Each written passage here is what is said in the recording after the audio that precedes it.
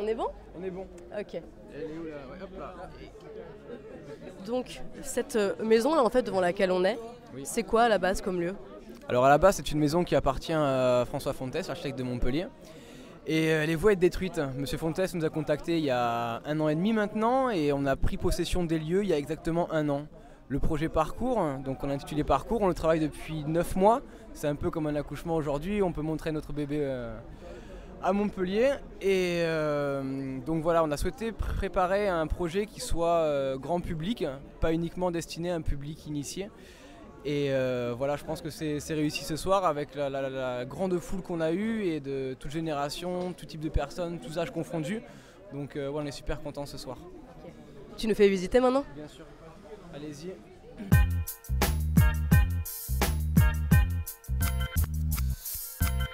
Hey yo, what's going on?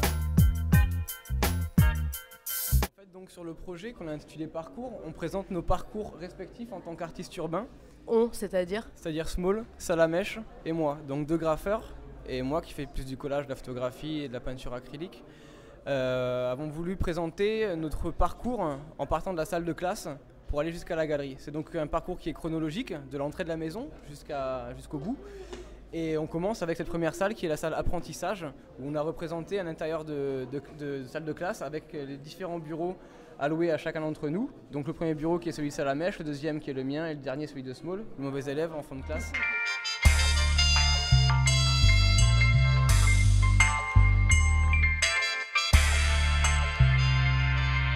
Entre dans la classe, assis-toi, pose ta veste, mets-toi à l'aise, détends-toi, reste en place. Le programme enseigné n'est pas régi par les bons dires de l'éducation nationale, mon petit. c'est vraiment quelque chose qui vous a pris quand vous étiez tout petit ou non, c'est juste pour le style? Non, je pense qu'on a tous un parcours et un cursus qui est différent. Je sais bien que Small, par exemple, lui, ça lui a pris très rapidement. Il a eu un désintérêt assez rapidement pour l'école et du coup, il s'est focalisé sur les arts graphiques beaucoup plus rapidement aussi. Et ce qui fait l'expérience qu'il a acquis jusqu'à aujourd'hui et qui permet de présenter des travaux vraiment hors normes et travailler. Moi, c'est complètement différent. Je me suis intéressé à la photographie quand j'avais 17-18 ans et donc j'ai pris le train un peu en retard. Présenter aussi des choses différentes. On a chacun un cursus différent mais qu'on peut rejoindre sur les éléments qui nous correspondent et qu'on peut retrouver au sein de l'exposition. La salle de classe, on a la salle à côté qui est la salle culture et influence. On va y aller.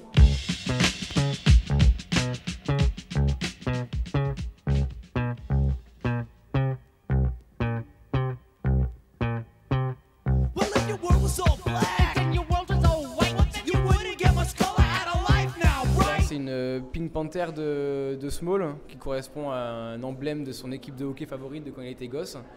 Et là, voilà, tout un univers musical ainsi que sur le sol, tout est saturé pour montrer vraiment l'effervescence d'influence qu'on pouvait avoir lors de notre adolescence.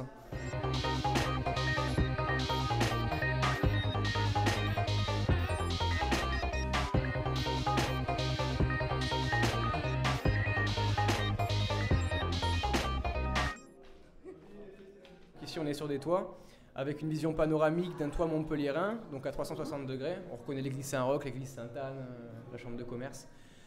Où différents graffitis présents sur les toits à Montpellier depuis 10-15 ans ont été rajoutés sur les murs qu'on avait à disposition ici. C'était pour rendre hommage justement à tous ces graffeurs qui parsèment les toits et les cheminées des hauteurs montpelliéraines. Voilà, donc cet espace c'était vraiment pour amener aussi le grand public à un endroit qu'il n'avait pas l'habitude de voir, que nous on fréquente régulièrement parce qu'il est vraiment magique, hein. On a un point de vue qui est complètement exclusif et original.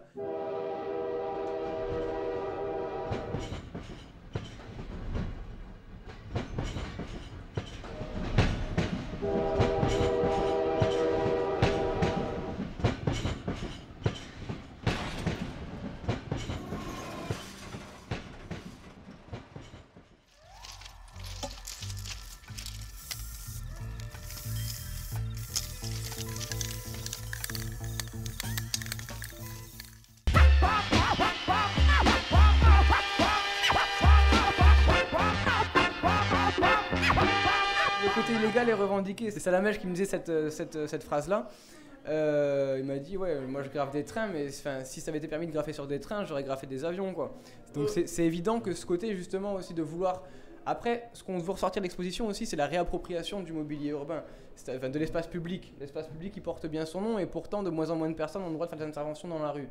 On voit Place de la Comédie, par exemple. Si le mec il veut faire son spectacle de danse, il va se faire virer directement s'il n'a pas d'autorisation. Autorisations qui sont impossibles à recevoir. Donc à partir de là, c'était très important de pointer du doigt l'aspect incohérent de la demande justement des services municipaux ou des institutions de s'intéresser vers ces arts-là. Nous, on a fait un vernissage privé hier avec énormément de monde. Il y a une reconnaissance réelle hein, dans chaque type d'institution au niveau de ces arts-là.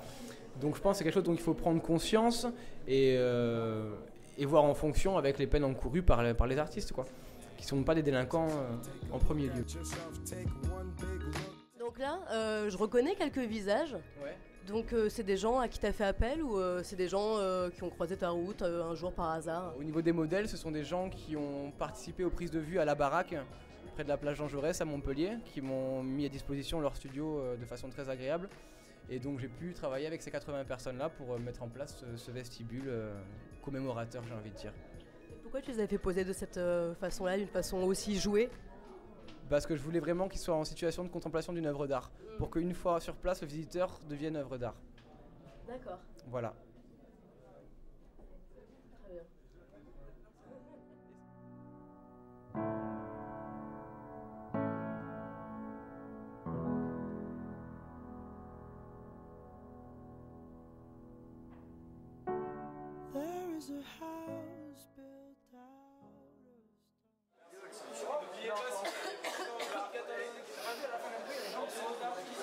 Je vais mourir.